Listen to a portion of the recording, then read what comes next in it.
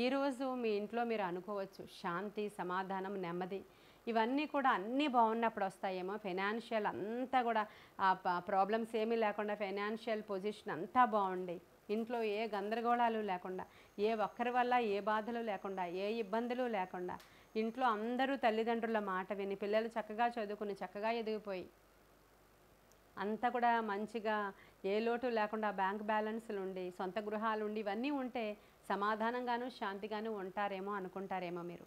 అవన్నీ ఉన్న వాళ్ళ జీవితంలో కూడా యేసు అనే ఆయన లేకపోతే సమాధానము, శాంతి లేదండి. ఎన్ని గందరగోళాలున్నా, ఎన్ని పరిస్థితులైనా ఎవరైతే దేవుని మీద ఆనుకొని ఉంటారో ఖచ్చితంగా వాళ్ళకు మాత్రం పూర్ణ శాంతి ఉంటుంది. ఎందుకంటే ఆయన పేరు శాంతి సమాధానాలకి అధిపతి. ఆయన గొప్ప దేవుడు, సమాధానానికి అధిపతి ఆయన పేరు.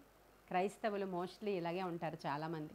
దేవుని మీద ఆధారపడిన వాళ్ళు, వాళ్ళకి అన్నీ ఉండకపోవచ్చు, కొదువలు ఉండొచ్చు, కష్టాలు ఉండొచ్చు, ఇంకా శోధకుడి నుంచి వచ్చినటువంటి భయంకరమైనటువంటి ఆటుపోట్లు ఉండొచ్చు. వాడు గర్జించే సింహము వలె ఒక కుటుంబాన్ని తరుముతూ ఉండొచ్చు. అయినప్పటికీ ఎవరైతే దేవుని మీద ఆధారపడతారో వాళ్ళకి పూర్ణ శాంతి ఖచ్చితంగా ఉంటుంది. వారిని దేవుడు విడిచిపెట్టడు, అవన్నిటిని కూడా ఆపుతాడు.